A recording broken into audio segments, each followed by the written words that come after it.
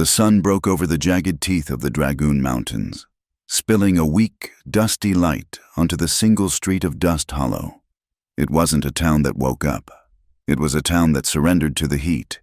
The air, thin and dry, carried the scent of red earth, creosote, and the faint, metallic tang of yesterday's regret. Nothing moved except the dust devils, little ghosts of grit that danced and died in front of the warped, clapboard buildings. The only sound was the lonely, rhythmic clang of a hammer on steel from the blacksmith's forge at the far end of the street. A slow, tired heartbeat for a place that was mostly dead.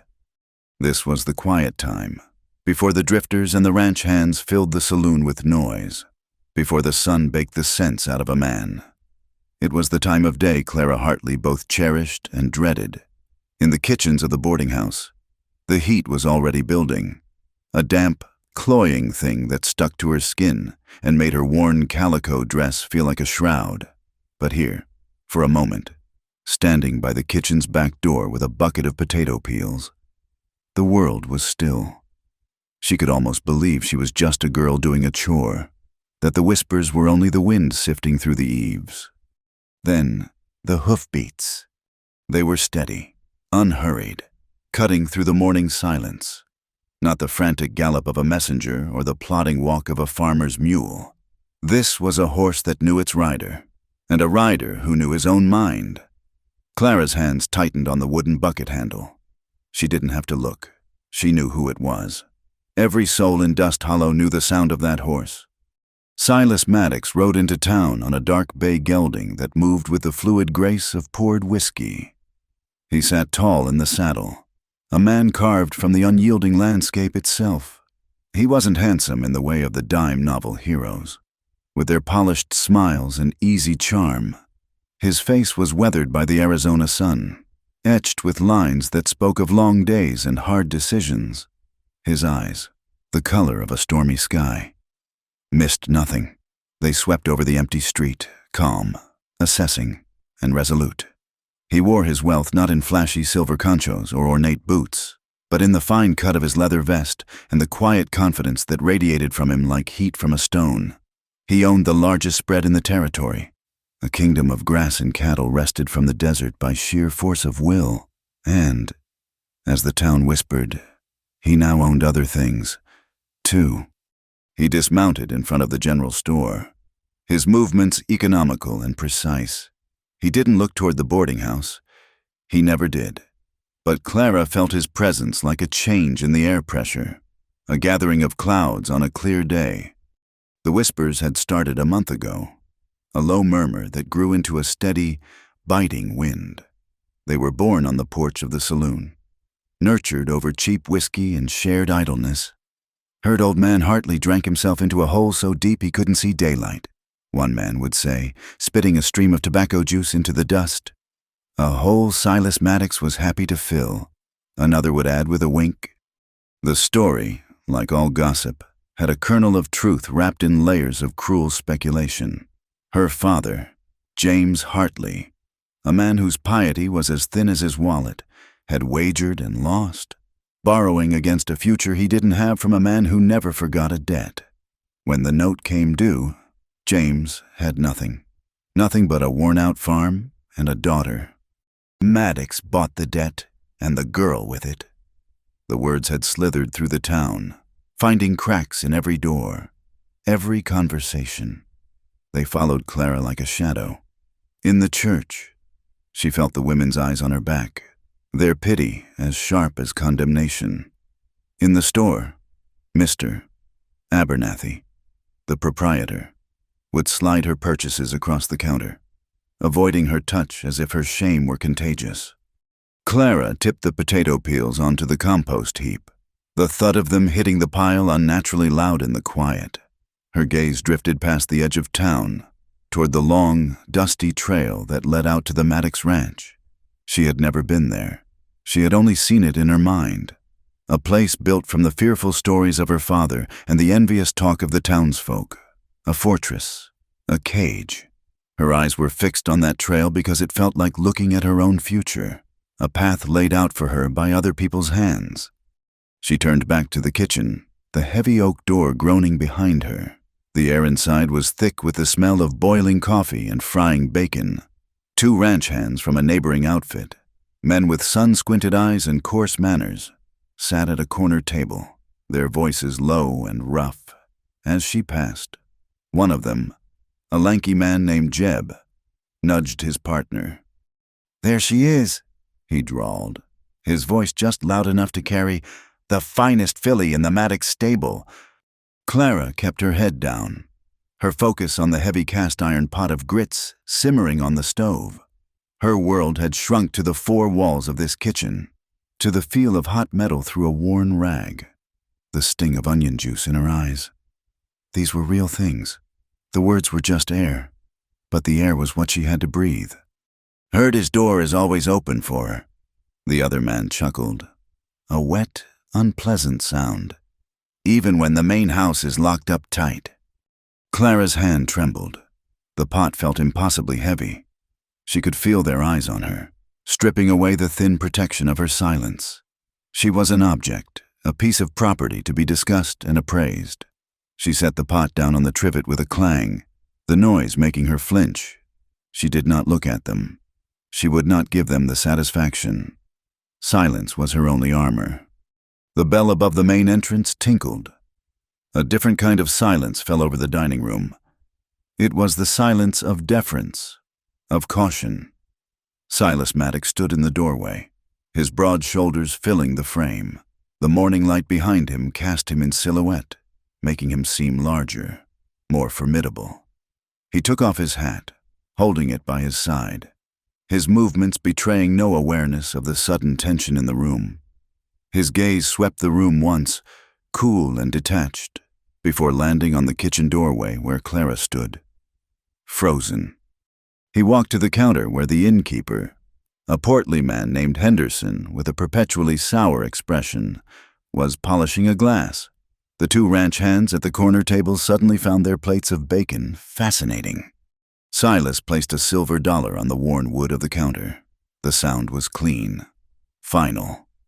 "A plate for the kitchen," he said. His voice was low, a gravelly timbre that held no warmth, only authority. "And a coffee." Henderson slid the coin into his apron pocket. "She gets her meals," he grumbled, not meeting Silas's eye.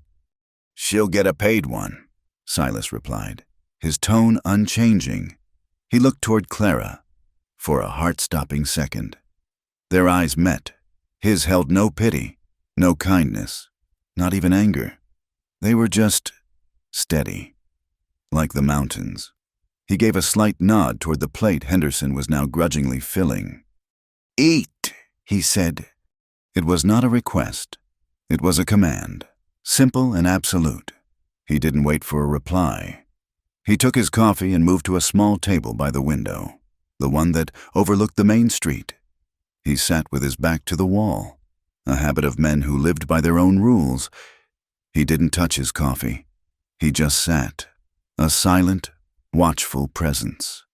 Clara took the plate from Henderson, her fingers brushing his. He pulled his hand back quickly. She carried the food into the kitchen and set it on a small work table. But she couldn't eat. The bacon fat congealed on the plate. The grits grew cold. Her stomach was a tight knot of fear and humiliation. His money had bought her a meal, but it had also cemented her status in the eyes of the town.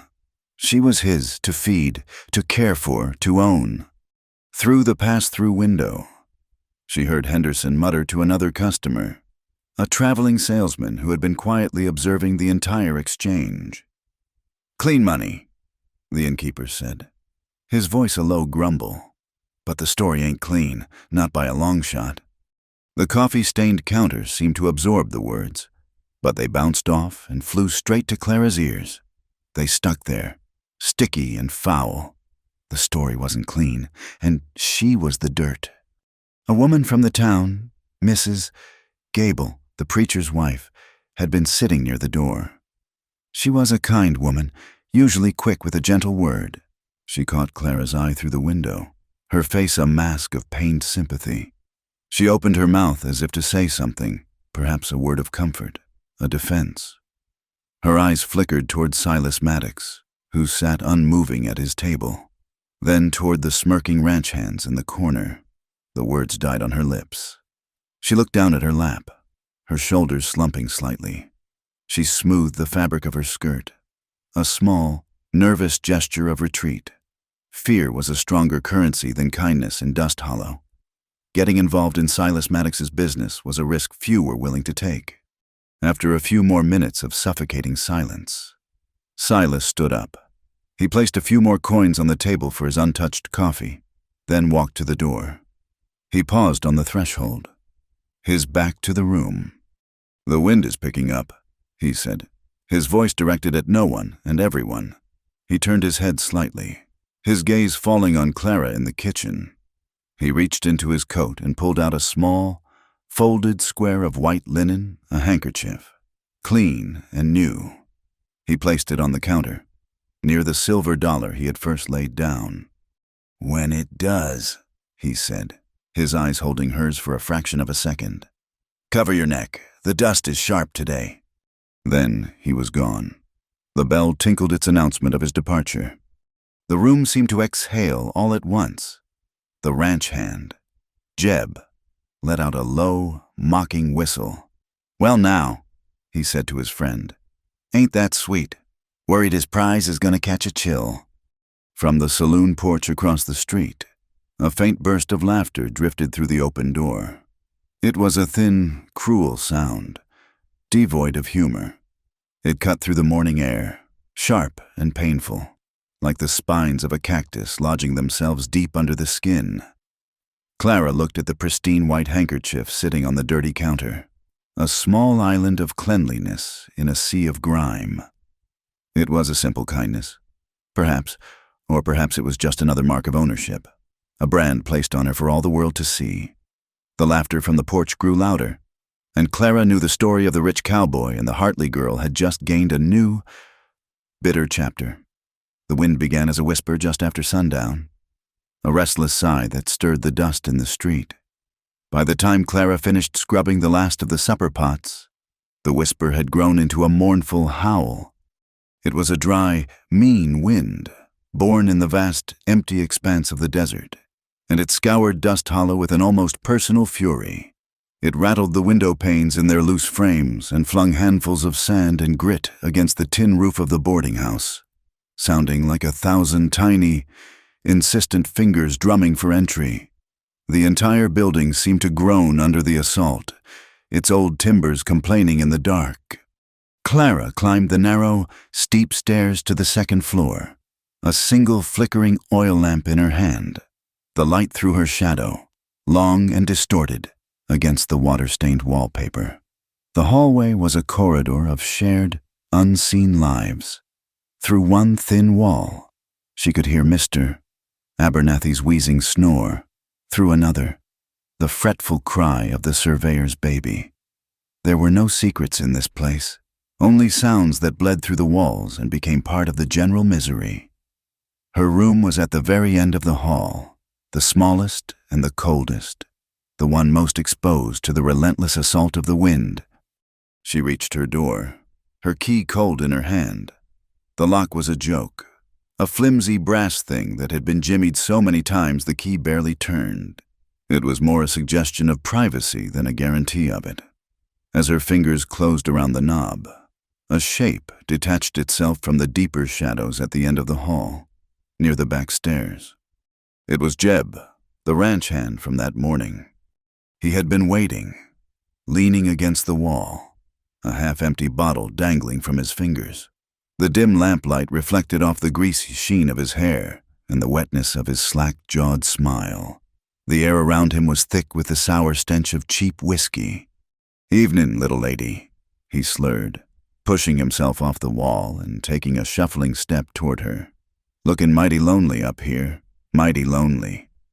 Clara's heart seized in her chest, a cold, hard fist of fear. She kept her eyes down, pretending she hadn't seen him, her hand trembling as she tried to guide the key into the lock. "No need to be in such a hurry," he said, his voice a low, conspiratorial growl. He took another step, blocking her path to the door. A fine piece like you shouldn't be all locked up. Maddox keeps you on a short leash, does he?" Her blood ran cold. The key scraped uselessly against the brass plate. She could feel the heat radiating from him, smell the liquor on his breath. He was close enough that her small lamp cast a flickering, monstrous shadow of him on the wall behind her. The hallway, which had felt merely cramped before, now felt like a tomb. "Leave me be," she whispered, the words barely audible over the shrieking of the wind outside. A wet chuckle escaped his lips. "I'm just being friendly. A man gets tired. You know a man needs a little comfort. And since you're already paid for—" He reached out a hand, not to touch her, but to brace himself against the doorframe, effectively trapping her. His proximity was suffocating. She was pinned between his sour breath and the unyielding wood of the door. Panic, sharp and metallic, rose in her throat. She was alone. No one would hear her over the storm. No one would care. This was the reality of the whispers, the ugly, tangible consequence of the town's cruel stories. They had made her into something that could be cornered in a hallway. Just as his other hand started to lift, a new sound cut through the noise of the wind. Footsteps. They were coming up the main staircase, slow and deliberate, not the shuffling gait of a drunk or the weary tread of a boarder. Each step was heavy, solid, planting itself on the groaning wood with unshakable certainty. They were the footsteps of a man who was not afraid of the dark, or the wind, or anything else in this God-forsaken territory. Jeb heard them too. He froze, his hand hovering in the air. His drunken confidence seemed to evaporate, replaced by a sullen, animal cunning. The footsteps reached the top of the stairs and came down the hall, stopping directly behind Clara. She didn't have to turn around. The air had changed. The oppressive heat from Jeb was countered by a different kind of presence, a cool, steady calm that was more unnerving than any threat. A single, sharp knock sounded on the door, right beside her head. Jeb flinched back as if he'd been struck. Then came the voice. It was low, cutting through the wind's howl with the ease of a sharpened blade. "Lock the door." It was Silas Maddox. Clara stared at the door, her mind struggling to catch up. He wasn't speaking to her, not really. He was speaking through her, his command aimed at the man who was still gaping, his whiskey-soaked bravado curdling into fear. With shaking hands, Clara finally managed to get the key into the lock. It caught, turned. She pushed the door open, stumbled inside into the pitch-black cold of her room, and slammed it shut behind her. Her hands flew to the bolt, the pathetic little slide of worn metal. It was stiff. Her fingers were numb, clumsy with adrenaline. She could hear Jeb outside, muttering a curse. She could feel Silas's silence, a palpable weight on the other side of the door. She pushed at the bolt. It wouldn't budge. Tears of frustration and terror pricked her eyes. "It's stuck," she breathed, her voice cracking. There was a moment of silence from the hallway. Then Silas's voice. "Closer now. Right against the wood. Try again. Steady." His voice wasn't gentle, but it was calm. It was the voice of a man breaking a wild horse, not with force, but with an unbending will. Clara took a ragged breath, placed both thumbs against the small knob of the bolt, and pushed with all her might. With a final, protesting scrape, the bolt slid home. The sound was a loud, definitive clack that echoed in the tiny room. Clara sagged against the door, her forehead pressed against the cool, rough wood, her entire body trembling. Peace. For the first time, she understood that peace was not a feeling. It was a sound. It was the sound of a lock clicking into place. "Outside, in the hall." She heard Jeb stammer something incoherent. She didn't hear Silas reply. There was only the sound of a heavy body being shoved against the opposite wall, followed by a grunt of pain. Then, the sound of Jeb's boots scrambling away in a clumsy, panicked retreat down the back stairs. The hallway fell silent, except for the ceaseless wind. He was still there. She knew it. She could feel his presence through the inches of pine that separated them. He hadn't left. She pictured him out there, leaning against the wall, a silent sentinel, listening. He wasn't trying the knob. He wasn't asking to be let in. He was simply waiting, ensuring the threat was truly gone. The silence stretched on, long and profound. He was giving her space, giving her time to breathe, respecting the barrier she had just erected between them. After what felt like an eternity, she heard a soft rustle, and then the gentle thud of a small, heavy object being placed on the floor just outside her door. "There's a new bolt in that sack." His voice came low and clear, easily penetrating the wood. "Screws, too. A man will be by in the morning to fix it for you." Another pause. "For tonight. You don't open this door for anyone." She stood frozen, her ear pressed to the door, listening. She heard him shift his weight. She imagined him looking down the empty, silent hallway one last time. Then, she heard the deliberate, solid tread of his boots moving away. Down the hall. Down the main staircase. The big front door of the boarding house opened, letting in a furious gust of wind that swept up the stairwell. And then it closed with a solid, final thud.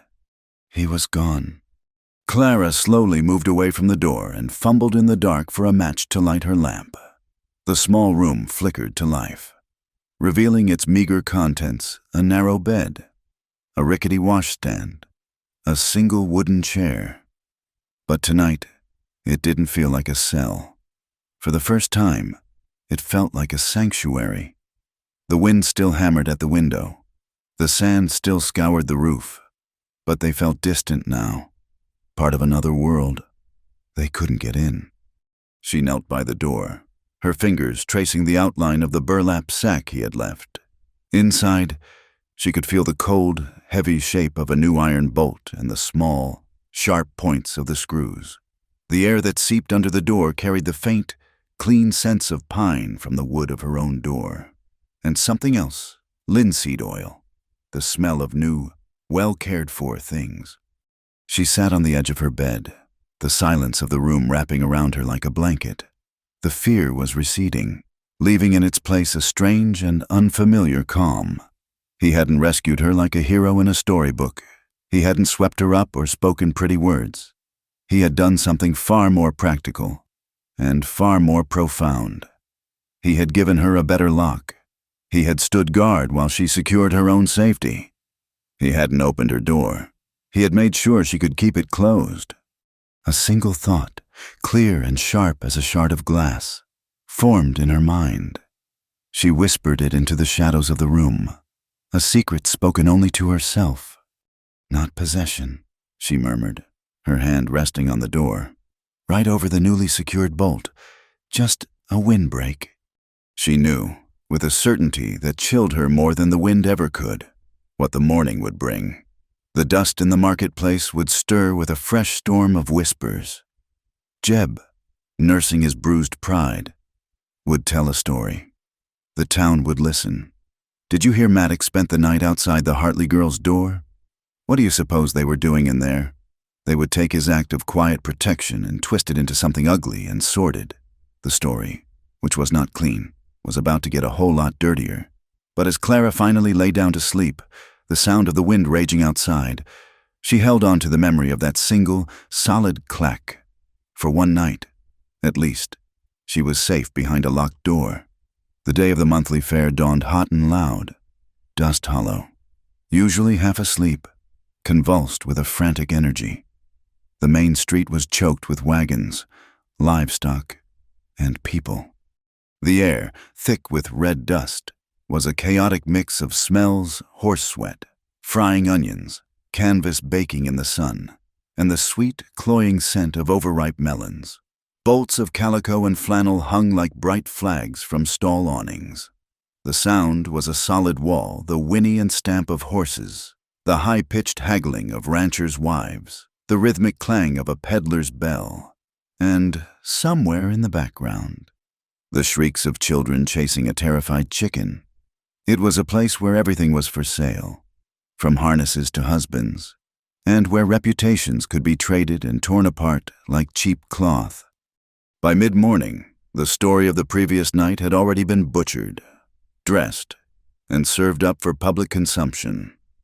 The truth that a man had been sent to install a new bolt on Clara's door had been twisted into something far more scandalous.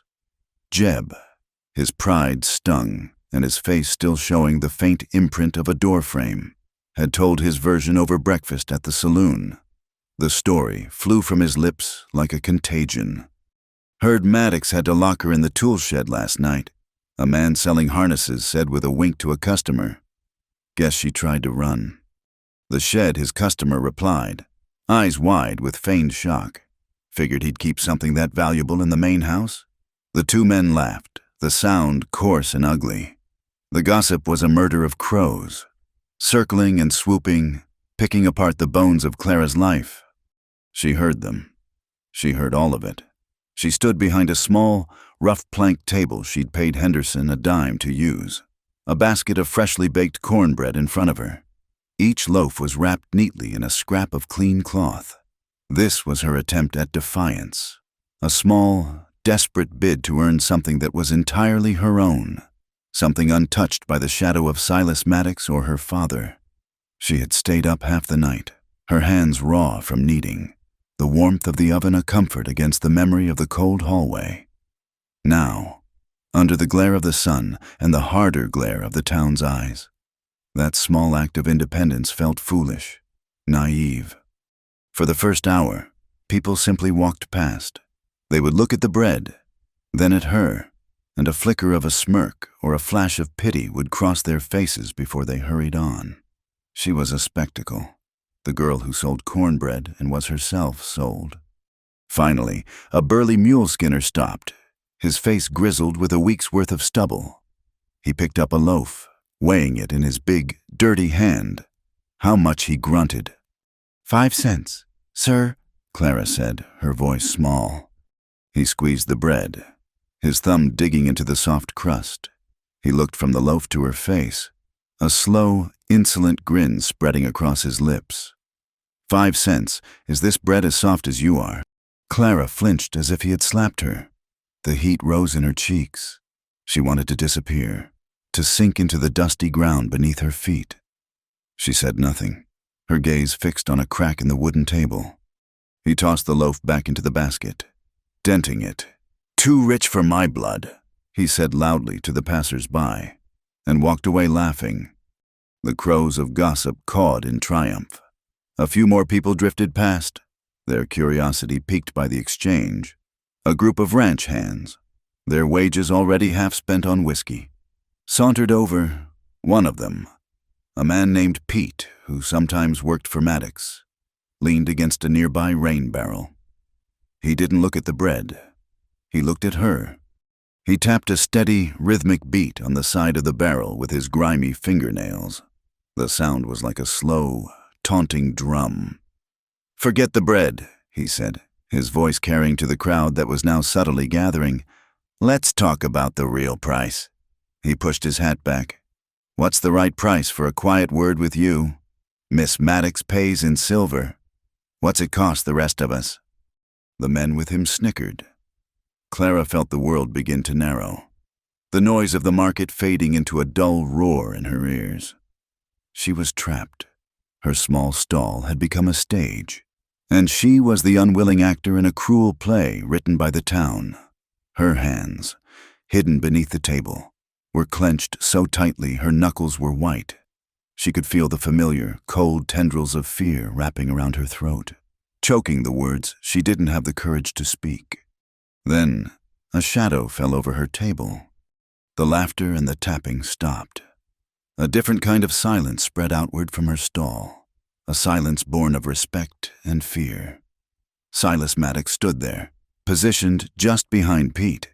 He hadn't come on horseback. He had walked through the crowd, unnoticed until he chose to be noticed. He wasn't armed for a fight. His gun belt was looped over his saddle back at the livery. In his hand, he held nothing but a small, leather-bound ledger. He didn't look at Clara. His stormy gray eyes were fixed on the man at the barrel. "Pete," he said, His voice was quiet, almost conversational, yet it cut through the market chatter like a razor. Pete visibly paled. He straightened up, trying to look casual, but the fear was plain in his eyes. "Boss," he stammered, just having a bit of fun." Silas didn't raise his voice. He didn't need to. He simply opened the ledger. The crowd watched, mesmerized. They knew what that book was. It held the names of every man who drew a wage from the Maddox Ranch. It was a book of accounts, but in this town, it was a book of judgment, with a deliberate motion. Silas took a small pencil from his vest pocket. He ran the tip of it down a list of names. "Your name," he said, his voice flat and cold, "has been crossed off the next page." Pete's jaw dropped. "What, boss? It was just a joke." "You'll get your pay for the month you've worked," Silas continued, as if Pete hadn't spoken. "My foreman will have it for you at sundown. Don't come back to the ranch." He closed the ledger with a soft, final snap. A collective murmur went through the crowd. This was power. Not the loud, boisterous power of a gunslinger, but the silent, absolute power of a man who could give a man a livelihood or take it away with a single pencil stroke. The other ranch hands, who had been with Pete, suddenly found urgent business elsewhere, melting back into the throng. The moment was hers. Silas had created a space for her, a small pocket of silence in the storm. And in that silence, Clara found something she thought she had lost forever: a voice. She lifted her chin, her eyes meeting Pete's stunned, resentful gaze. Her voice, when it came, was not loud, but it was clear and steady, forged in the fires of 100 humiliations. "I sell bread," she said, her words hitting him with more force than a fist. "I don't sell my name." The man flinched. For the first time, one of the taunts hadn't just bounced off her silence. It had been met and thrown back. He stared at her for a second, his face a mixture of anger and shame. Then he turned and pushed his way roughly through the crowd, disappearing. The spell was broken. The crowd began to shift, the moment of high drama passing. But something had changed. The air around Clara's stall felt different, less charged with malice, more with a grudging respect. An old woman with a face as wrinkled as a dried apple and eyes that had seen 70 hard winters stepped forward. It was Martha, the widow of a rancher Maddox had once employed. She ignored the whispers and pointed a bony finger at the basket. "How much for 3 of them? Girl," she asked, her voice raspy but loud enough for everyone nearby to hear. 15 cents, ma'am," Clara said, her voice still trembling slightly. Martha counted out the coins, her movements slow and deliberate.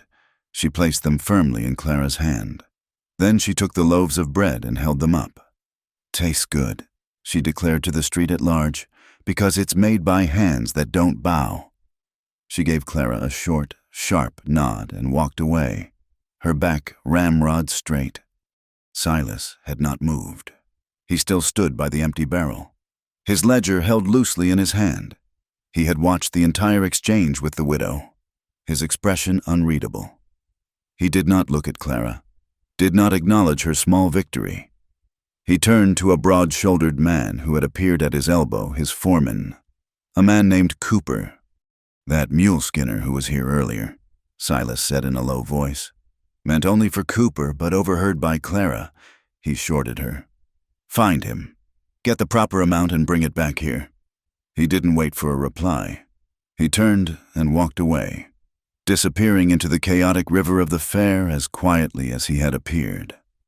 Clara stood behind her table, the widow's coins warm in her palm.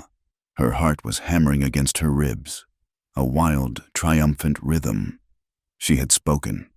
She had not shattered. She had not wept. She had stood her ground on a small patch of dirt she had paid for herself. And she had survived. She looked down at her basket. The dented loaf was still there, a reminder of the insult. But now it looked less like a wound and more like a scar, a story of a fight. And then she saw him. At the far end of the row of stalls, half hidden in the deep shadows of a canvas awning, a man was watching her. He was gaunt, his shoulders slumped, a bottle clutched in one hand. His eyes, even from this distance, burned with a familiar, toxic mix of drunken resentment and possessive jealousy. It was her father, James Hartley. He was watching the daughter he had sold, watching the man who had bought her, and his face was a mask of pure, unadulterated hatred. The small victory of the last few minutes curdled in Clara's stomach. She had faced down the town, but she knew, with a sudden, sickening certainty, that the most dangerous fight was yet to come. The fair was over. The noise and the dust and the frantic energy had receded, leaving behind a silence that felt heavier than the heat. In the back kitchen of the boarding house, the air was thick and still, smelling of stale grease and boiled cabbage. Clara plunged her hands into a basin of gray, lukewarm water laced with lye ash. The sting was immediate and sharp, a clean line of fire that shot up her arms. She welcomed it. It was a real, honest pain, something she could understand. She stared down at her hands, submerged in the cloudy water. The skin was red and raw from the day's work, chapped from the dry wind and now burned by the harsh soap. A small, deep crack near the knuckle on her right thumb throbbed with a life of its own. The pain was a key. Unlocking a door to a room deep inside her she tried to keep sealed. The sharp sting in her hand dissolved into the memory of a different sharp sound, a sound like a dropped crockery jar. Sharp and final, then a softer thud. She was 6. The kitchen in their small farmhouse had smelled of spilled milk and fear. Her mother was on the floor, a still, white heap against the dark wood, a thin trickle of blood blooming like a terrible flower from the corner of her mouth. Her father, James, stood over her, his fists clenched, his shadow swallowing what little light came from the single lantern. But it was not the sight that she remembered most clearly. It was the silence that followed, a profound, absolute quiet that sucked all the air from the room. A silence where you could hear the frantic beat of your own heart. A silence that screamed louder than any curse. Her mother did not get up for a very long time. Clara learned about silence from her father. James Hartley taught his daughter scripture with a leather strap and lessons of obedience with a quiet that could last for days. It was a heavy, suffocating silence, a punishment that offered no release. It was the silence of a closed fist, the silence of a turned back, the silence of a meal eaten without a single word. It was a silence that said, "You are nothing. You are not worth the air it would take to speak to you." And so, she had learned the gospel of smallness. She learned to fold herself into the corners of rooms, to walk without making the floorboards creak. She learned to shrink her voice to a whisper, to make her needs so small they might disappear entirely. To survive in the house of James Hartley was to make oneself invisible, to take up as little space in the world as possible. She became an expert at it, a ghost in her own life, until the day he had sold her debt. And she realized there was no place left to shrink. You could not become smaller than nothing. The water in the basin had grown cold. The sharp sting had faded to a dull, persistent ache. Clara pulled her hands out, letting the gray water drip from her fingertips. The crack on her knuckle was an angry red mouth, weeping. She was staring at it, lost in the geography of her own small pains, when a soft knock came at the kitchen's back door. It wasn't a demanding sound. It was quiet, hesitant. She froze, her heart lurching. She thought of Jeb in the hallway, of her father's hateful eyes at the market. She didn't answer. The knock came again, just as soft. The door creaked open, and Silas Maddox stood on the threshold. He didn't step inside, but remained framed in the doorway, the fading twilight behind him. He held a small cloth sack and a clean strip of linen. He seemed to fill the entire space, not just with his size, but with a stillness that mirrored the kitchen's own. His eyes, usually so distant and assessing, took in the scene in a single glance, the basin of dirty water, her red hands, the way she stood hunched over the sink as if expecting a blow. He stepped forward, just one step, and placed the sack and the linen on the edge of the large wooden work table. He didn't come any closer. The sack made a soft, gritty sound. It was filled with coarse salt. "For the tears," he said. His voice was low, and he gestured with his chin not at her eyes, but at her hands, the ones in the skin. Clara stared at the salt, then at him. The question that came out of her was not the one she intended to ask. It was small, breathless, but it carried the weight of everything that had happened between them. The whispers, the handkerchief, the new lock on her door. "Why?" He was quiet for a moment, his gaze steady. He wasn't looking at her as if she were a possession, or a problem, or a woman. He was just looking at her, a person. "Because people forget," he said, his voice a low rumble. "Salt can also heal." Their eyes met then, properly met, across the small distance of the quiet kitchen, and in that look, something vast and unspoken passed between them. She saw in his face not pity, but a kind of recognition, a deep and solemn understanding of wounds, and he, perhaps, saw in hers not just fear, but the first flicker of a defiant strength, the moment held, taut and fragile as a spider's thread. Then, as if by a shared, unspoken agreement, they both looked away. He looked toward the door. She looked down at the floor. The boundary, invisible but absolute, was restored. He had come close, but he had not crossed it. He took a step back, his hand resting on the door latch. The man finished with the lock. He said, "It wasn't a question. It's solid." She nodded, unable to speak. He lingered for a second more, then turned and left, closing the door softly behind him. The kitchen was silent again, but the quality of the silence had changed. It was no longer empty. It held the echo of his presence, the weight of his quiet words. Clara walked to the table and touched the rough linen, her fingers tracing the gritty shape of the salt crystals through the cloth sack. Tears pricked at the back of her eyes, hot and sharp, but she squeezed them back, her jaw tight. She would not cry. She had wasted too many tears on her father's cruelty, on the town's scorn, on a life that felt like a cage. She would not waste them now on an act of kindness she did not understand.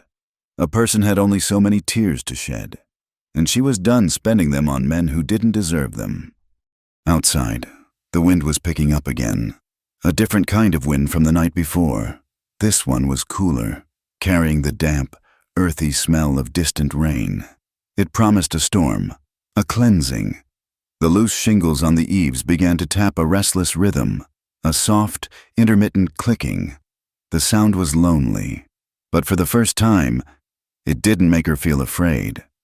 She was still standing there, her hand on the sack of salt, when a new sound cut through the night. A knock. It came from the same back door, but it was nothing like Silas's. This knock was dry, hard, and imperious. It was not a knock that asked for permission. It was a knock that demanded entry, a knock that rattled the door in its frame. It was the sound of her father, coming to claim what was his. The knock came again, harder this time, a sharp, impatient rapping that vibrated through the wood and into the floor. Clara's hand, which had been resting on the sack of salt, flew to her throat. The fragile peace of the last few minutes shattered like cheap glass. This was not the knock of a stranger, nor the quiet inquiry of a friend. This was the knock of ownership. This was the sound of her father.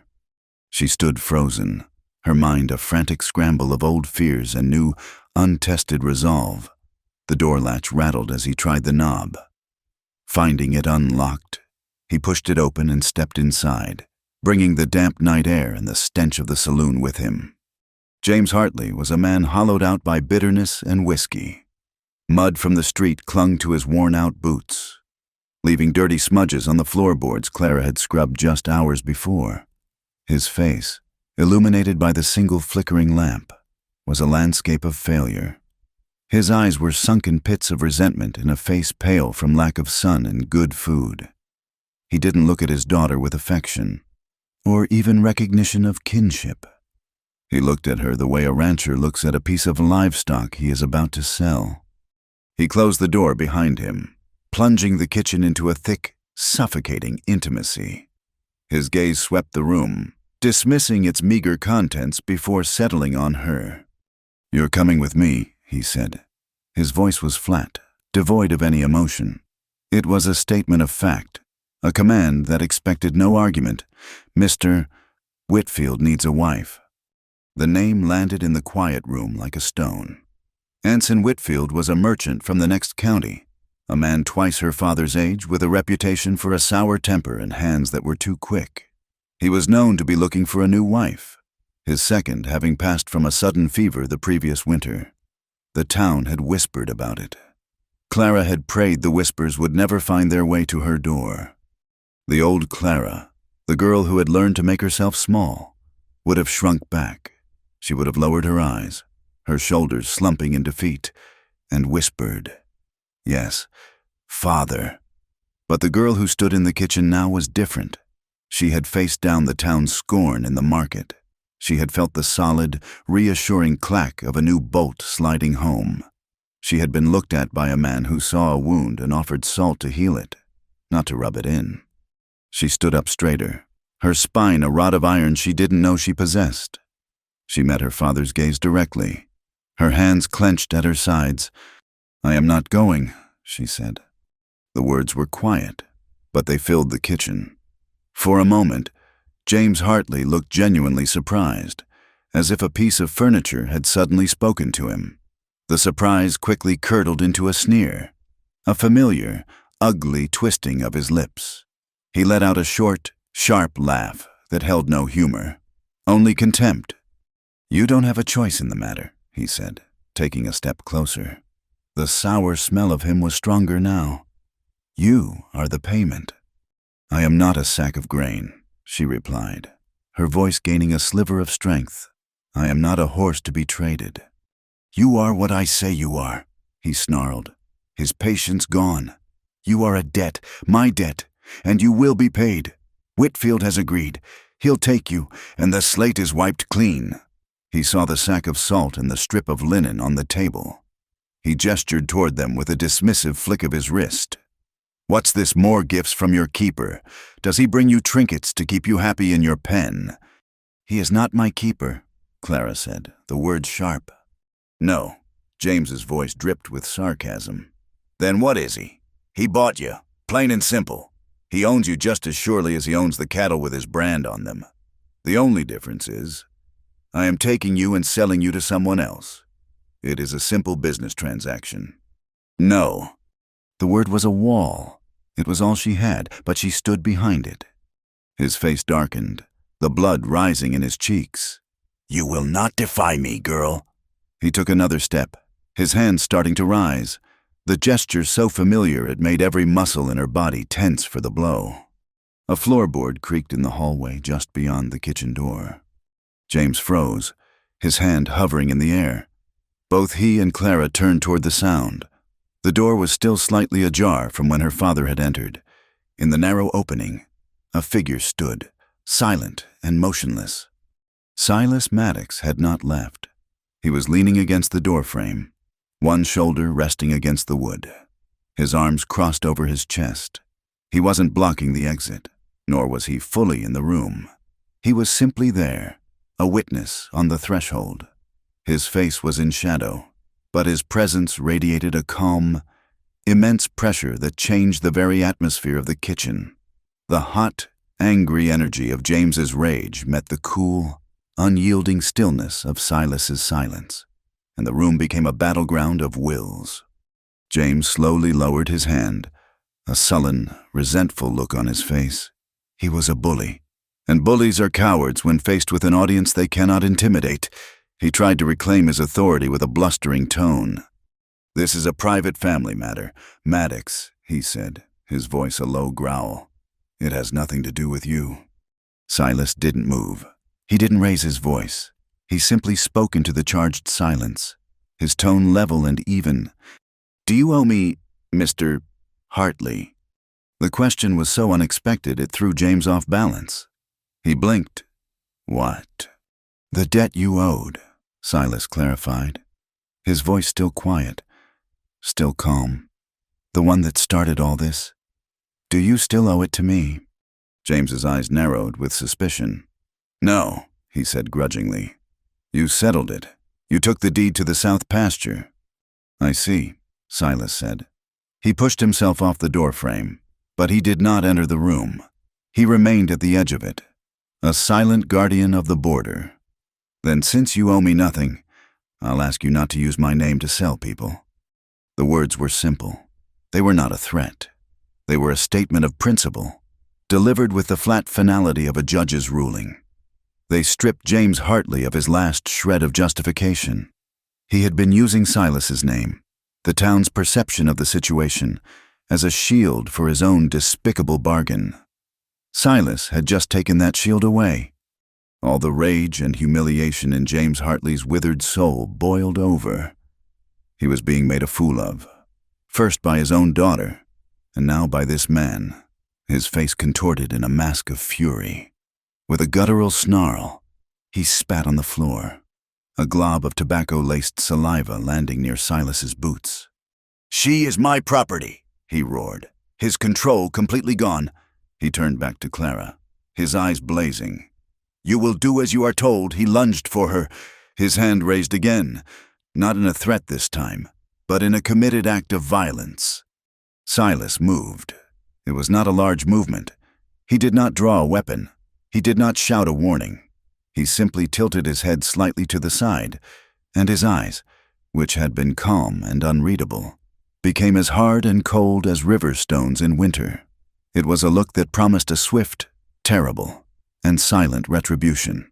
It was a look that spoke of a capacity for violence that made James Hartley's blustering rage look like a child's tantrum. The air around Silas seemed to drop 10 degrees. James saw the look. He stopped dead in his tracks, his arm still raised, the momentum of his lunge dying as if he had run into a solid wall. The raw, physical threat in Silas's eyes was more powerful than any locked door. In that frozen moment, with her father's hand in the air and Silas's silent promise of violence holding it there, Clara spoke. She had found her voice in the marketplace. But now, she found her soul. The words came not from a place of defiance, but from a place of deep, unshakable conviction.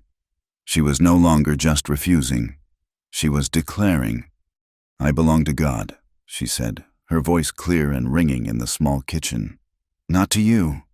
The sentence severed the last thread of the old bond between them, the bond of fear and obligation that had choked her for her entire life.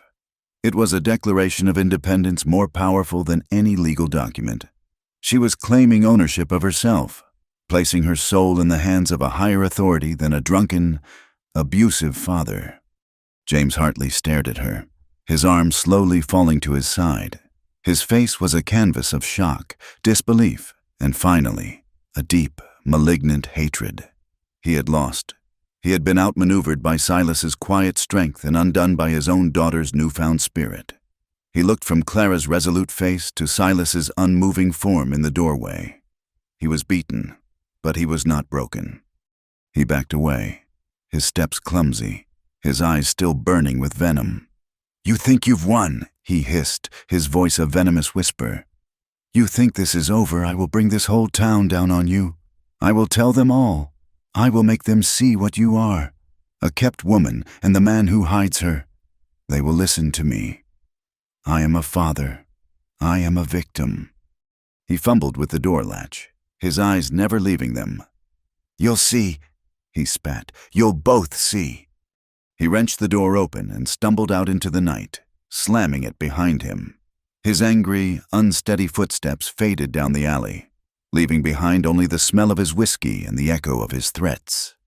The kitchen was plunged into a new kind of silence. It was not the silence of peace, nor the silence of oppression.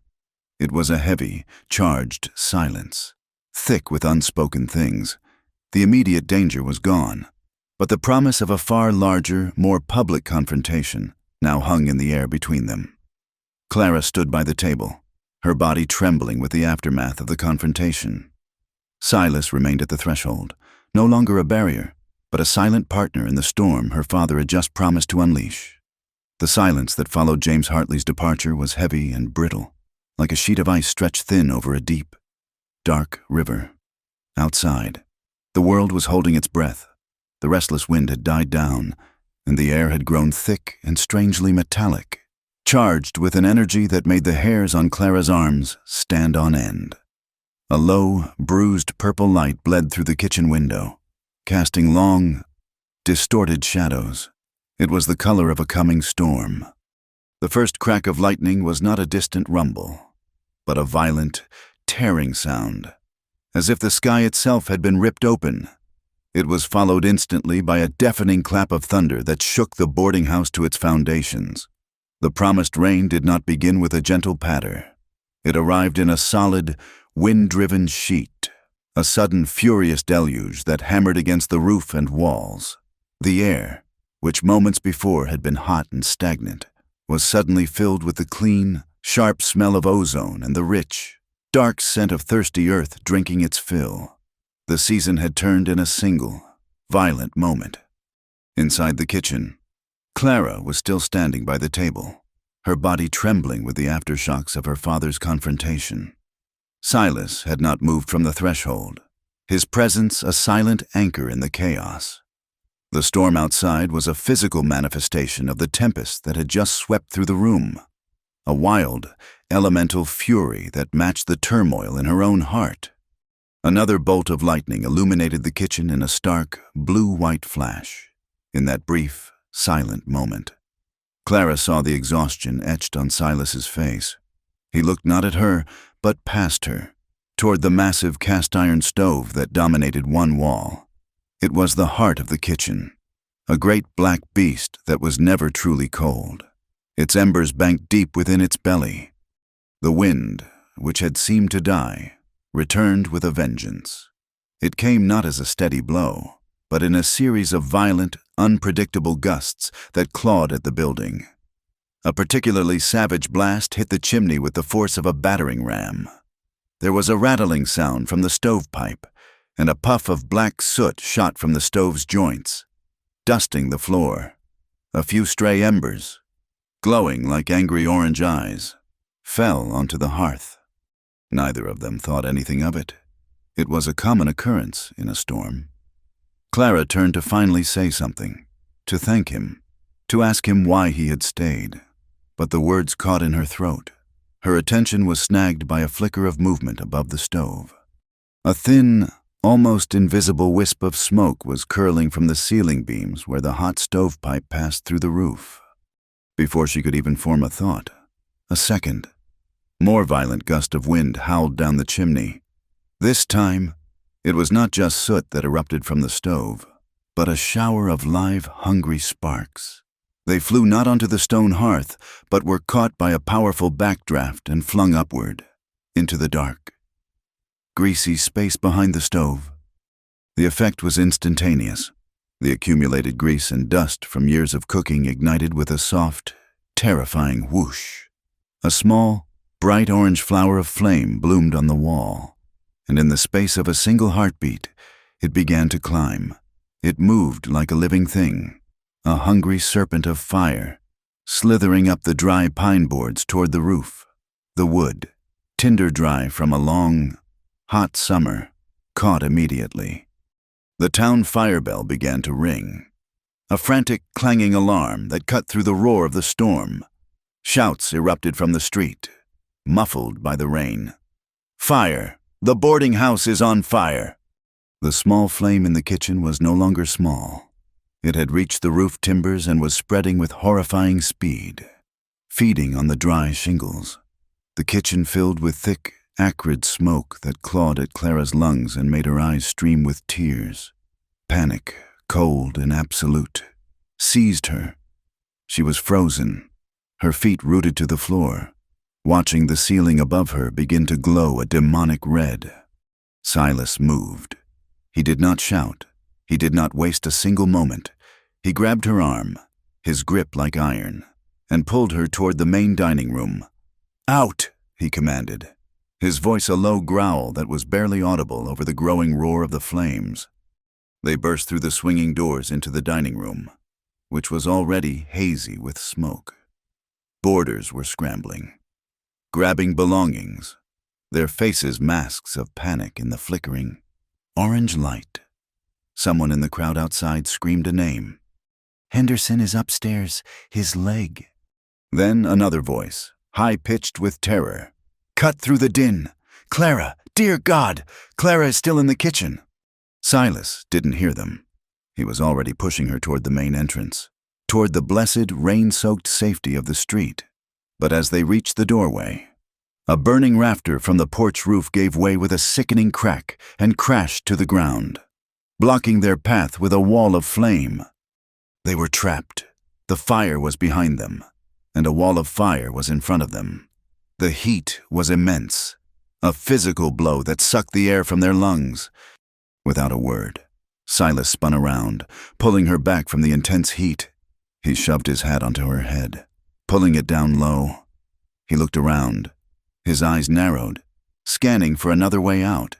He saw the back door, the one that led from the kitchen to the alley, the one she had just been standing in front of, the one that was now at the very heart of the inferno. He made his decision in an instant. He shoved her toward the water barrel just inside the door, the one used for washing floors. "Get down," he yelled. He ripped off his heavy canvas coat, plunged it into the barrel until it was soaked and heavy, then wrapped the sodden garment around his left arm and shoulder, creating a makeshift shield. He didn't hesitate. He didn't look back. He charged back into the smoke-filled dining room, toward the swinging doors of the kitchen. Clara, coughing and choking, her eyes blinded by tears and smoke, had her own moment of clarity. She wasn't the girl who shrank anymore. She was the girl who survived. The fire was spreading along the floor now, licking at the sacks of flour and cornmeal stacked against the wall. She remembered the big bin of flour near the back door. With a desperate surge of adrenaline, she scrambled to it, her lungs burning.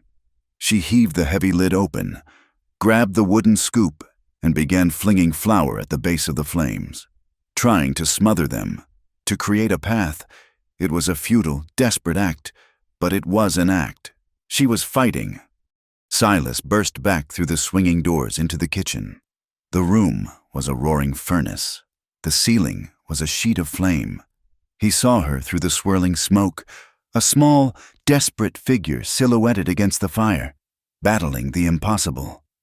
He lunged toward her just as a section of the ceiling gave way. A heavy, burning beam crashed down between them, showering the room with sparks and embers. It landed exactly where she'd been standing a second before. He had reached her just in time, grabbing her around the waist and pulling her back. They collided in the narrow, collapsing space near the back door, a tangle of limbs and desperation. For a breathless moment, they were pressed together, sharing the same small pocket of air, his solid weight a shield against the heat. He coughed, a deep, racking sound, and she felt the shudder go through his entire body. In the roaring heart of the fire, they were no longer a rich man and a debtor's daughter. They were two people, fighting for a single breath. He didn't speak. He simply lifted her. One moment she was on her feet, the next she was cradled in his arms, her face pressed against his chest. He turned, presenting his back in the soaked coat to the worst of the flames, and charged through the burning doorway into the alley. They burst from the inferno into the violent, beautiful chaos of the storm. The cold rain hit them like a physical blow, hissing on their smoking clothes, extinguishing the small embers that had caught in her hair and on his shirt. The air was clean and cold and glorious. Clara gasped it in, her lungs aching, her throat raw. Silas stumbled a few steps down the muddy alley, away from the collapsing building, before his legs seemed to give way. He did not drop her. He carefully, gently, lowered her to her feet in a place where the rain was pouring off a neighboring roof in a solid curtain of water. He leaned heavily against the wall, his chest heaving, his face pale and smudged with soot. Only then, when she was safe, Did she see that his hands were trembling? Not with fear, but with the sheer physical and emotional cost of what he had just done. He looked down at her, his gray eyes intense in the flickering firelight. His voice was a raw, ragged whisper, barely audible over the storm and the roar of the fire. "Can you stand on your own?" The question hung in the air between them. Even now, after pulling her from the jaws of death, after the forced, life-saving intimacy of carrying her, his first instinct was to restore her independence, to respect the boundary between them. She nodded, finding her voice. Yes. A crowd had gathered at the end of the alley, their faces upturned. A gallery of stunned, rain-slicked portraits lit by the destructive orange glow of the fire. They had been whispering about them for weeks, telling their sordid, speculative stories. But now, the whispers had died in their throats. Gossip was a frail and bloodless thing in the face of this raw reality. They had not seen a transaction. They had seen a man walk into a burning building without hesitation to save a woman's life. They had seen a truth that was brighter and hotter than any lie they could ever invent. The story of Silas Maddox and Clara Hartley had just been burned to the ground, and in its place, a new, undeniable one had been forged in the fire. As the roof of the boarding house finally collapsed with a great sigh of sparks and flame, Clara knew her father's promised judgment had been preempted by a trial by fire.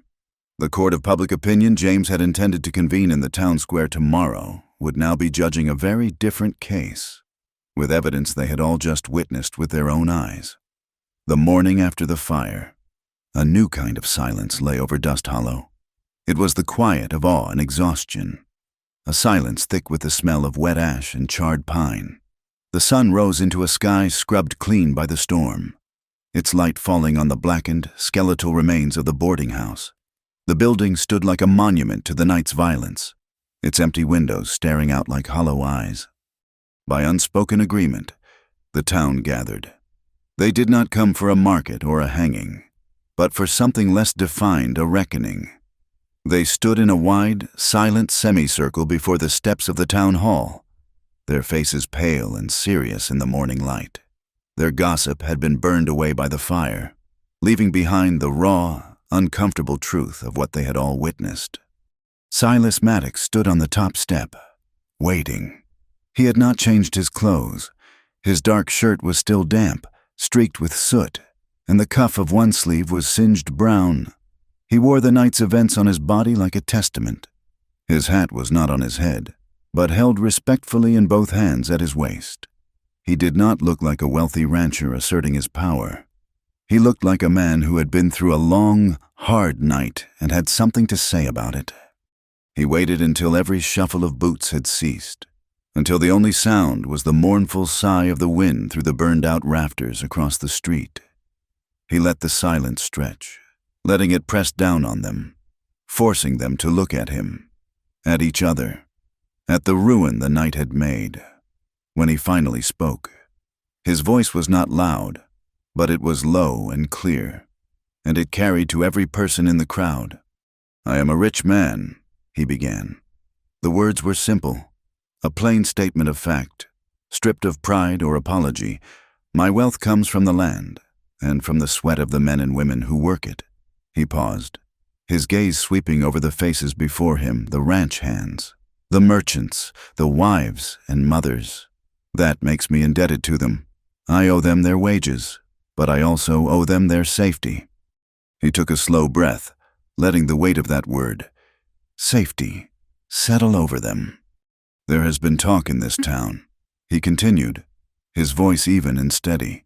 "Talk that I bought a person, that I hold a debt over a life. That is not true. I have never bought a person. I never will. The men who work my ranch stay because they choose to. Anyone who wishes to leave is free to ride out at any time." His eyes found Pete, the ranch hand he had dismissed at the fair, standing at the edge of the crowd. Pete looked down at his feet, his face red with shame. "What I have done," Silas said, turning his attention back to the whole town, "I have done to answer a fear. Fear is a poison in a town like this. It makes good people silent and cruel men bold. He began to speak of the small things, the details they had all twisted into something sordid. His voice was that of a man giving a simple accounting, laying out facts for inspection. I left a new bolt for a door that would not lock. A person has a right to feel safe in their own room at night. That is not a gift. It is a right. The fear of a lock that will not hold is a terrible thing in the dark. He looked toward Mrs. Gable, the preacher's wife, who had wanted to speak up for Clara but had held her tongue. Her hand went to her own throat. I left a handkerchief because the wind was sharp. A person has a right not to have the dust cut their skin. That is not a mark of ownership. It is a simple courtesy against the cruelty of the elements. I brought salt for a wound, he said, his voice dropping slightly, because a hurt, left untended, can fester. A person has a right to have their pain seen, and to be offered something to help it heal. He stopped. The catalogue of his small kindnesses was complete. He had laid them out, not as acts of charity or romance, but as simple, decent things, the fundamental duties of one human being to another. He had held up a mirror to the town, and they saw in it not a scandal, but their own failure of decency. The silence that followed was thick with self-recrimination. A man coughed, a dry, guilty sound. Another shuffled his feet in the dust. They had feasted on gossip while a woman was afraid of the dark, and a man had quietly offered her a better lock. Into this shamed silence, a voice, raw with outrage, ripped through the air. "She is my daughter." James Hartley shoved his way through the front of the crowd. He was sober, which somehow made him look even more malevolent. His eyes burned with a righteous fury that only the truly self-serving can muster. He pointed a trembling finger, not at Silas, but at the empty space beside him, as if Clara were already standing there, a ghost to be condemned. "She is my blood. The law of God and man gives me the right to decide for her. It is my place to see her provided for." He advanced to the bottom step, his voice rising with conviction.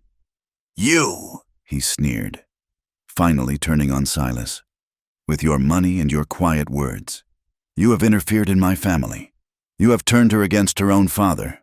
I made an arrangement for her, a good one, with a respectable man.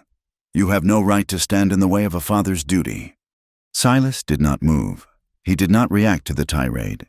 He simply waited for it to burn itself out. When James finally fell silent, gasping for breath, Silas spoke, his voice still level, still quiet, but now with an edge of cold steel. "You may be her father, Mr. Hartley," he said. "That is a fact of blood." He paused, letting the distinction he was about to make land with its full weight. "But her dignity is her own. It does not belong to you. It is not a piece of property to be traded for a clear slate." The simple, powerful truth of the statement silenced James more effectively than any threat. And it did something else. It shifted the focus of the entire town. For weeks, the story had been about two men, the rich rancher and the drunken father, battling over a prize. Now, with a single sentence, Silas had removed himself from the equation and made it about her dignity, her choice. As if pulled by a single string, every eye in the crowd turned. They looked past James, past Silas, to the edge of the town hall's porch, where Clara had been standing, half hidden in the shadows. For a moment, she remained there, a figure caught in the sudden, intense spotlight of 100 gazes. The weight of their collective attention was a physical force. This was her moment. This was the threshold. She could stay in the shadows, let the men continue to decide her fate, or she could step into the light. She took a breath, and she walked. She moved from the shadows onto the sunlit steps. She was not wearing her worn kitchen dress. She was in a simple, clean calico borrowed from the preacher's wife, her hair neatly combed.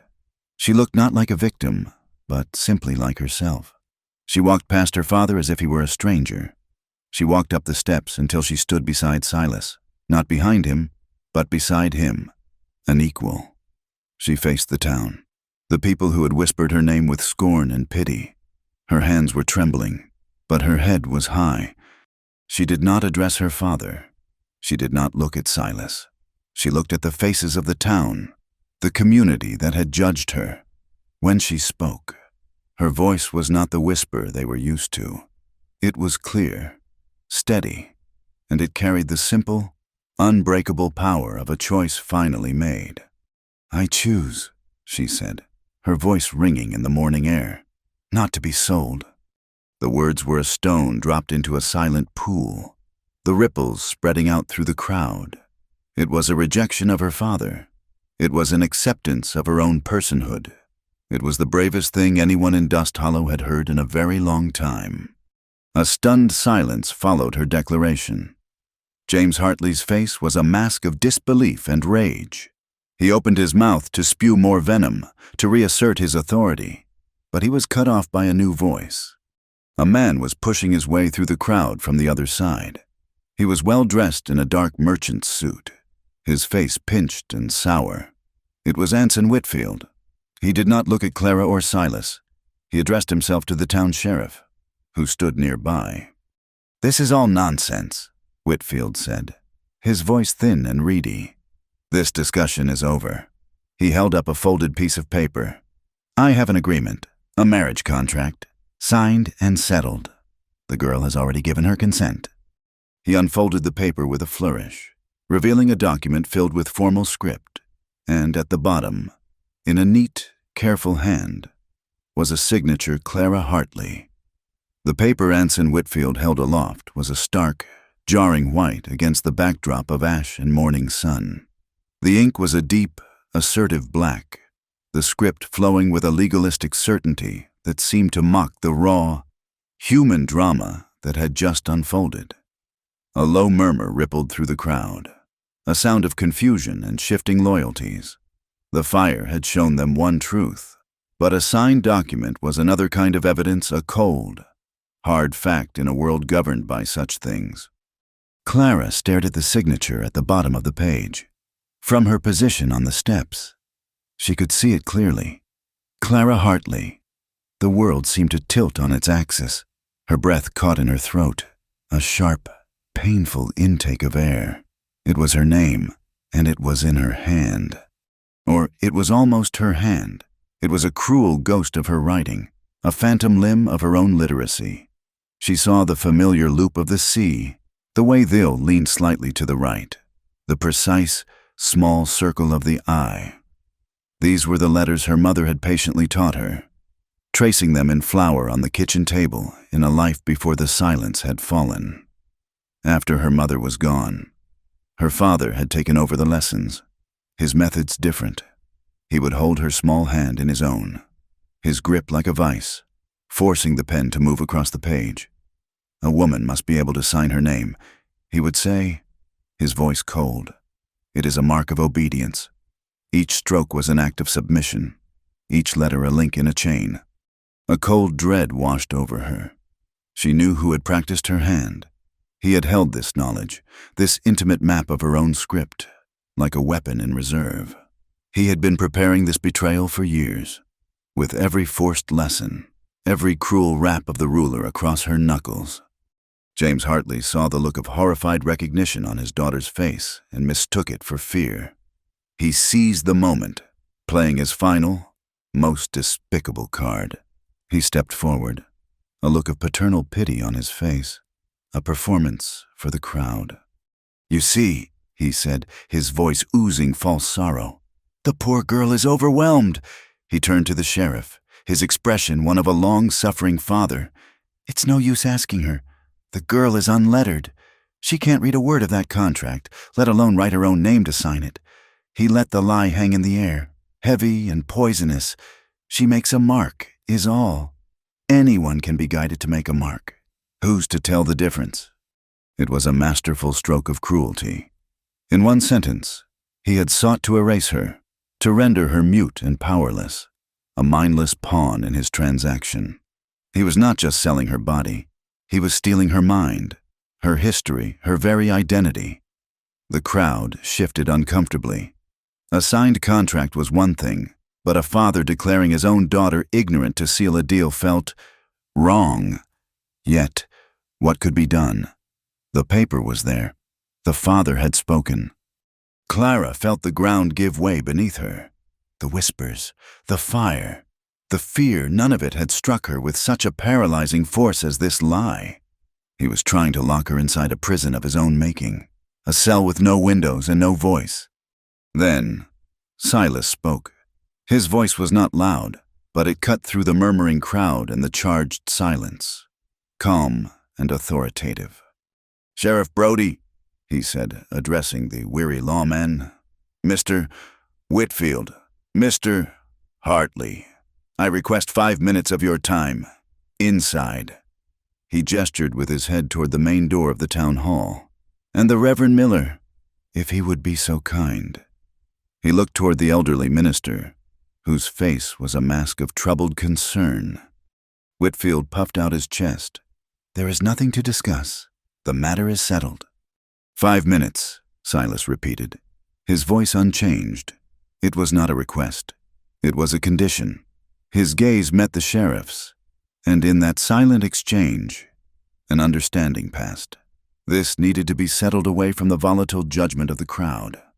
Sheriff Brody nodded, his face grim. "All right, Maddox, 5 minutes. Inside, just the people you named." James Hartley sneered, confident in his position. "As you wish. Let us have an end to this foolishness." The small group moved toward the door. Silas, Clara, a triumphant James, a nervous Whitfield, the stoic sheriff, and the reluctant Reverend Miller, as they passed through the doors. Silas paused and looked back at his foreman, Cooper, who stood at the front of the crowd. He gave a single, almost imperceptible nod. Then he stepped inside and closed the heavy oak door behind them. The sound of the crowd was instantly muffled, distant. He turned the key in the lock. The sharp, metallic click echoed in the high-ceilinged room. They were in the town clerk's office, a small, dusty space that smelled of old paper and sealing wax. A single tall window let in a shaft of morning light, illuminating the swirling dust motes. The tension in the room was suffocating. Silas moved to the clerk's heavy wooden desk. He did not speak immediately. He let the silence work on them. The ticking of a wall clock, the only sound. Whitfield fidgeted with his collar. James stood with his arms crossed, a smirk on his face. Clara stood by the window, her hands clasped so tightly her knuckles were white. "Mr. Whitfield," Silas said finally, his voice quiet. "May I see the contract?" Whitfield hesitated. Then, with a pointed look at the sheriff, he handed the document over. Silas took it and laid it carefully on the desk. Then, he reached into the inner pocket of his coat. He drew out a small, folded piece of paper, yellowed with age and worn soft at the creases.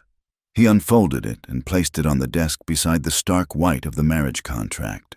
It was a single page, torn from a child's catechism book.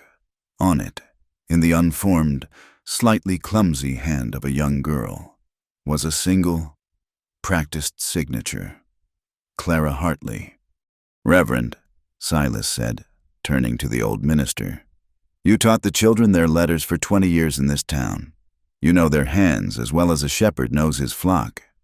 Reverend Miller stepped forward. His curiosity piqued. He put on a pair of spectacles and leaned over the desk, his brow furrowed in concentration. "This," Silas said, pointing to the yellowed page, "was given to me by your wife. It was in a box of things she kept from the girl's mother." He then pointed to the marriage contract. "And this was signed yesterday." The Reverend studied the two signatures, his head moving back and forth. "The hand is similar," he murmured. "Very similar." "My daughter has a consistent hand," James Hartley said, his voice smug. "Look closer, Reverend," Silas prompted, his voice low. "Look at the lettera." The old man leaned in until his nose was almost touching the paper. He traced the letter on the contract with a trembling finger. Then the one on the catechism page. The silence in the room stretched taut, thin as a wire. "The old one," the Reverend said, his voice raspy with discovery. "The one from the child. The loop of the ah is open at the top. A small gap. Always." "It's how she learned." He looked up, his pale blue eyes sharp.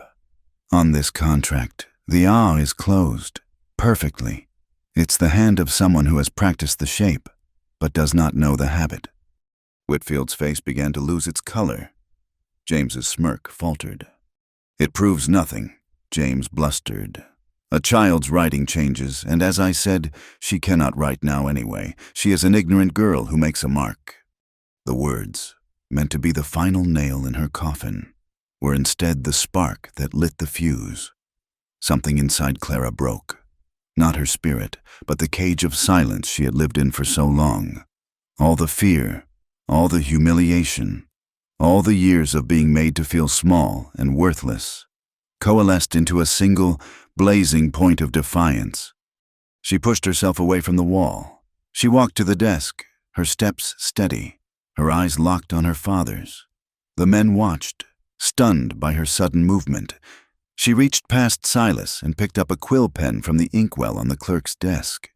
Her hand was shaking, but her voice, when she spoke, did not.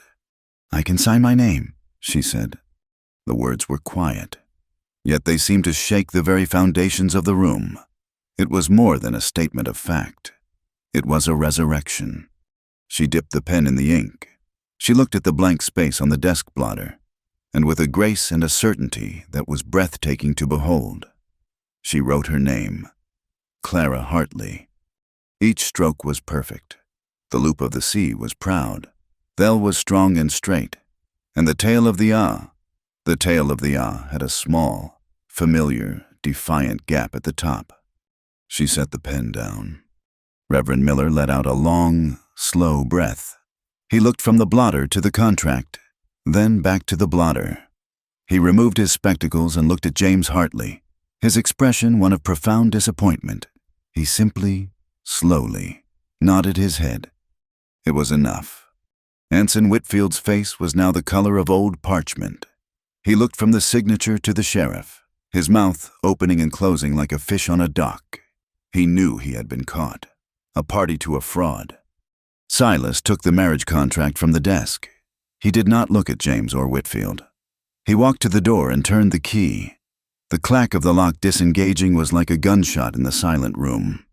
He opened the door and stepped out onto the town hall steps, into the expectant hush of the crowd. He walked directly to Sheriff Brody and handed him the forged document. "This is a matter for the law. Sheriff," he said, his voice carrying in the quiet.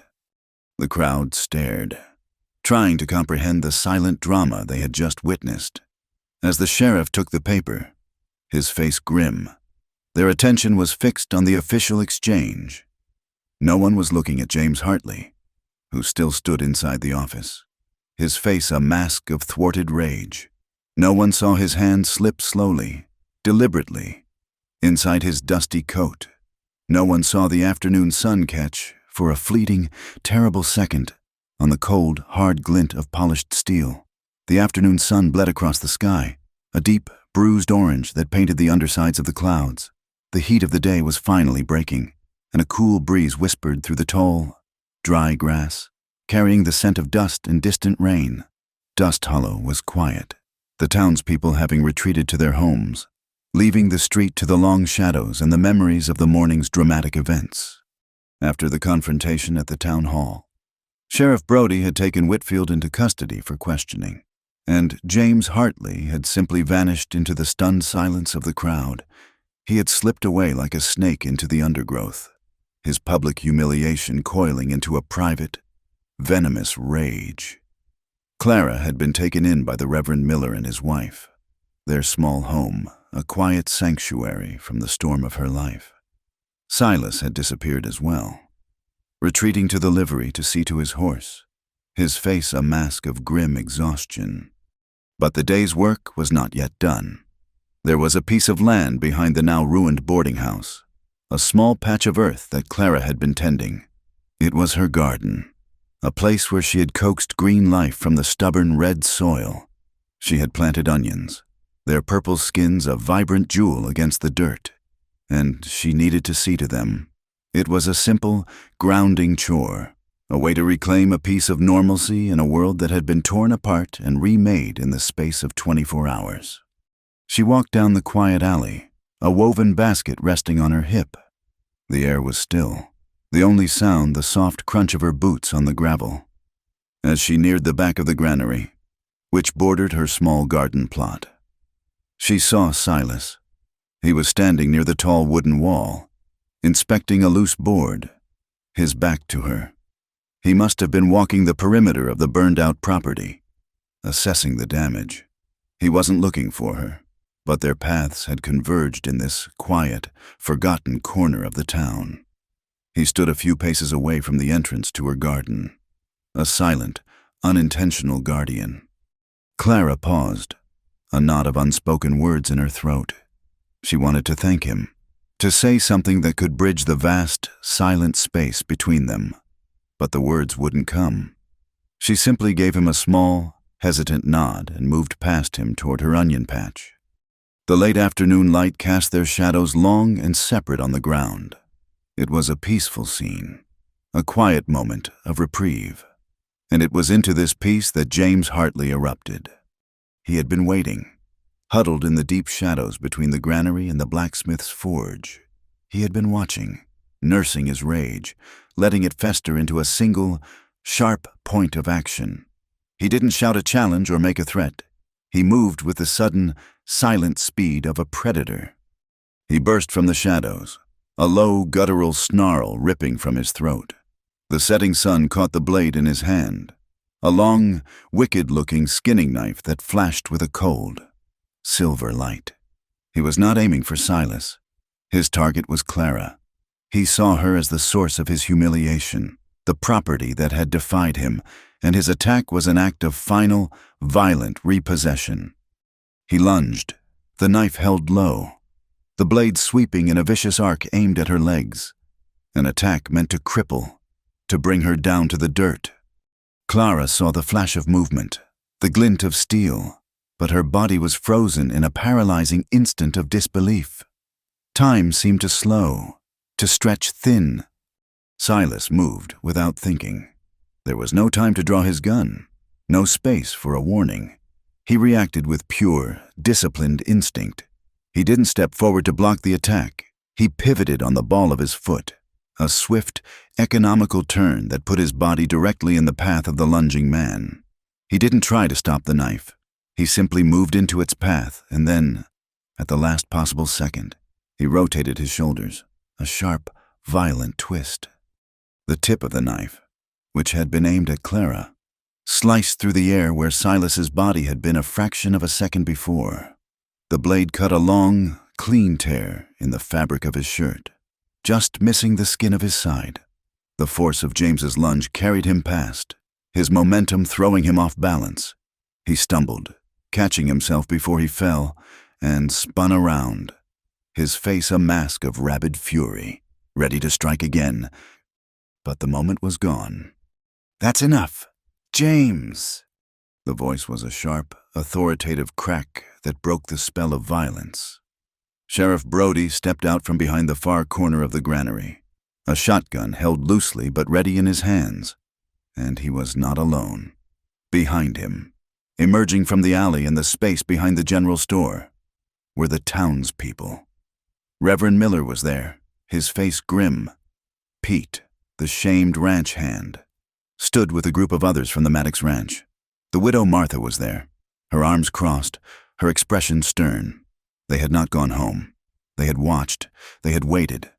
Cooper, Silas's foreman, had followed Silas's silent instruction.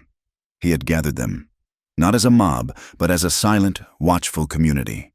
They had anticipated James Hartley's venom, and they had followed a quiet, determined posse of witnesses.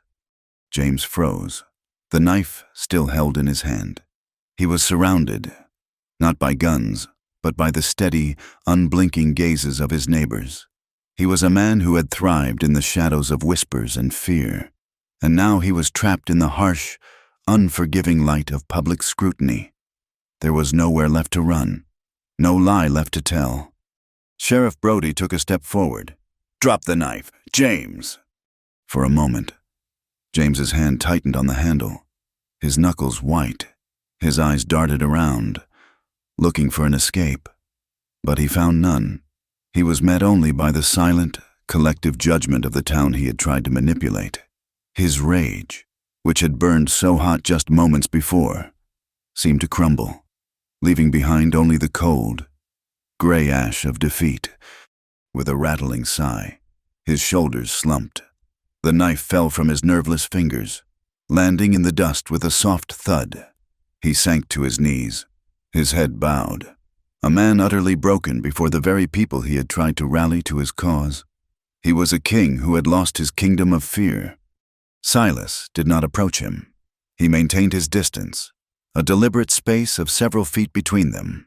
He looked down at the kneeling man, not with triumph, not with anger, but with a kind of weary finality. He spoke, his voice low but clear enough for all to hear. "You no longer have the right to make anyone afraid," he said. It was not a threat or a judgment. It was a simple statement of a new reality.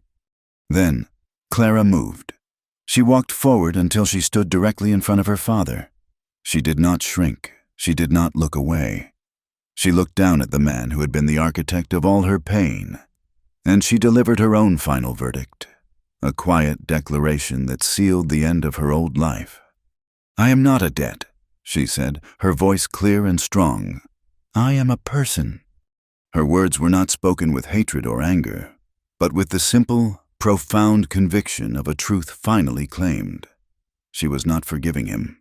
She was releasing herself. Sheriff Brody stepped forward and pulled James's hands behind his back. The sharp, metallic click of the handcuffs snapping shut was the only sound. The crowd did not cheer. There was no satisfaction in this victory, only a deep, collective sigh of relief, as if the whole town had been holding its breath and could finally let it go.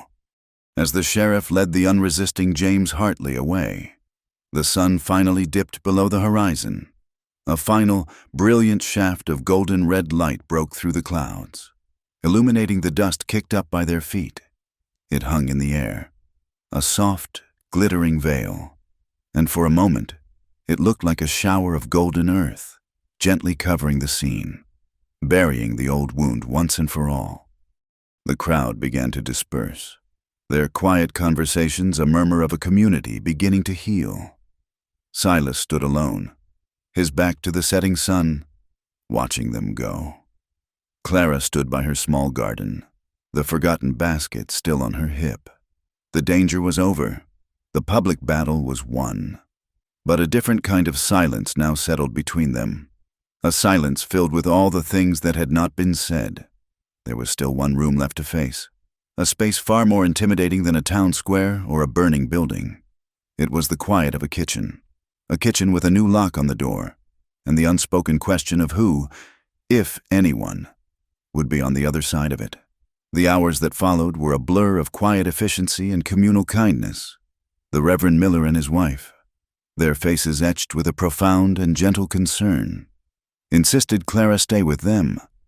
Their small home, smelling of beeswax and dried lavender, became a quiet harbor after the shipwreck of the day. Mrs. Miller pressed a cup of warm broth into Clara's hands, which were still trembling, and found her a simple, clean dress to replace the one stained with soot and rain. Silas had stayed only long enough to ensure she was safe, his presence a silent, formidable wall against the lingering stares of the townspeople. He had spoken in low tones with the sheriff and the reverend, his words practical, his focus on the immediate needs of the newly homeless boarders. Then he had vanished, leaving Clara in the care of the good couple, the space he occupied now feeling vast and empty. Night fell, and with it, a deep, bone-weary exhaustion. Clara lay in a small, clean bed under a patchwork quilt, but sleep would not come. The events of the last day played over and over in her mind, the acrid smell of smoke, the roar of the fire, the solid weight of Silas's arm around her, the cold, dead look in her father's eyes, the sharp, clean sound of her own voice claiming her freedom. She was free. The word was so large, so foreign. She didn't know what to do with it. Freedom felt less like a celebration and more like standing on the edge of a vast, uncharted wilderness with no map and no compass. A soft knock came at her door. It was Silas. Mrs. Miller had let him in, and he stood in the small, lamp-lit parlor, his hat in his hands. He looked as weary as she felt. "The Millers have been kind," he said, his voice low. "But you cannot stay here forever. It would not be right for them." Clara nodded, her throat tight. "I know." "I have a place," he said, his gaze steady, direct. "It's not the main house. It's a small cabin. For the foreman when he has a family. It's empty now. It's clean. There is a good lock on the door." He paused. "You would be safe there, until you decide what you want to do next." The offer hung in the quiet air between them. It was a practical solution to a practical problem. It was also something more. He was not inviting her into his house, but offering her a home of her own, on his land, a place of safety, with no strings attached. She found herself nodding again, the simple motion feeling momentous. All right. The ride out to the ranch was silent. The moon was a silver sliver in a sky littered with stars, and the air was cool and clean. The landscape, which had always seemed so hostile and alien from the dusty confines of the town, felt different now. It felt vast and quiet and full of a strange, solemn peace. The cabin was just as he had described it. It was small, built of sturdy pine logs, with a stone chimney and a small, neat porch. A single lamp burned in the window, a welcoming beacon in the dark. Inside, it was impeccably clean. A fire was already laid in the hearth, waiting for a match. There was a simple bed with a clean quilt, a small table and 2 chairs, and a well-scrubbed kitchenette. It was a space built for one, a place of solitude and self-sufficiency. He brought in the small bundle of belongings the Millers had given her and placed it on the bed. Then he stood by the door, his hand on the latch, his presence filling the small space. The moment had arrived. The quiet, inevitable reckoning that had been waiting for them since the fire. Clara walked to the small table. She reached into the pocket of the borrowed dress and took out 2 items, the small, gritty cloth sack of salt and the strip of clean linen he had given her. She placed them side by side in the center of the table, the lamplight falling on them. They were a testament, the physical evidence of his quiet, peculiar brand of care. She turned to face him, her hands clasped behind her back. "You taught me something," she said, her voice soft but clear in the quiet room, "that a lock is meant to give peace of mind, not to keep someone a prisoner." Silas's gaze flickered from her face to the salt and linen on the table, and a flicker of understanding crossed his features. He stood a few feet away, just beyond arm's reach. A silent, imposing figure outlined against the dark wood of the door. He had built his world on practicality, on fences and brands and ledgers. He dealt in cattle and land, not in matters of the heart.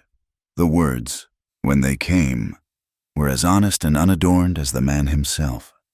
"I don't need a cook," he said, his voice a low rumble. "The ranch has a good one." He paused, searching for the right words, for a truth that was as solid and real as the ground beneath his feet. "I need the person a house breathes with." The phrase was strange, and yet she understood it perfectly. It was not about possession or duty. It was about presence, about the quiet, invisible rhythm that turns a structure of wood and stone into a home. It was the most profound declaration he could have made. A long, slow breath escaped Clara's lips. It was a sigh that carried the weight of years of fear and silence and sorrow. It was the sound of a burden, carried for a lifetime, finally being set down. And with that release, a small, fragile smile touched her lips. The first genuine smile he had ever seen from her. It transformed her face, chasing away the shadows and revealing a light he had only glimpsed. He saw the smile and took it as his answer. He thought she understood his meaning, that she could be that person, if she chose. But the choice was hers alone, to be made in her own time. He had offered her the cabin. He had offered her his truth. Now, he had to offer her the space to choose. "You should get some rest," he said, his voice gentle. He turned his hand toward the door latch. "I'll go." "Wait," she said. He stopped, his hand hovering over the latch. She walked toward him, her steps slow and deliberate. She did not stop until she was standing directly in front of him, so close she could feel the heat radiating from his body. She did not look at the door. She looked at him. "If I open this door," she said, her voice a low, steady whisper, her gaze locked with his, "it will be because I want to stay here in this life." It was her turn to offer a truth, a choice. It was not a promise, but a statement of intent. The power, which he had so carefully tried to give her, she was now handing back to him, for them to share. He looked down at her, his stormy gray eyes searching her face. He saw no fear there, no hesitation, only a clear, calm resolve that matched his own. A slow nod was his only reply. He did not move forward. He did not retreat. He held his ground, a mountain waiting for the dawn. "I will wait," he said, his voice thick with an emotion he could not name, "whether it is tonight or for many nights to come." Clara reached past him, her fingers brushing the worn fabric of his sleeve. Her hand went not to the latch, but to the new, heavy iron key that was already in the lock. Her fingers closed around it, and she turned it. The sound of the bolt sliding home was loud in the quiet cabin. A solid, definitive clack. It was the sound of a choice being made. She had locked the door, not to keep the world out, but to keep him in. It was a declaration that this small, safe room was now their world, and there was no more fear inside it. She let her hand fall from the key and turned back to face him fully. Her eyes, which had for so long been downcast or averted, now met his without reservation. "I choose you," she said, and the words were the simplest and most profound truth of her life. "Not because of a debt, because of me." For a long moment, Silas did not move. He simply looked at her, his face a canvas of stunned, raw emotion. He had fought for her safety, for her dignity, for her freedom, but he had never, in his most private heart, dared to believe she would freely choose him. Slowly, as if moving in a dream, he raised his hand. It was a large, calloused hand, a hand that knew the feel of leather reins and hard work, a hand that had shielded her from fire. He did not reach for her. He simply opened his palm and held it out to her. An offering, a question. Clara looked at his outstretched hand, and then back to his eyes, and without a moment's hesitation, she placed her own hand in his. "Thank you for listening to our story. Let us know where you're listening from in the comments below. We'd love to connect and share our thoughts with you. Please consider subscribing to our channel, Wild West Stories 1850, and give this video a like. To help this story reach more listeners, please also support us by hitting the hype button.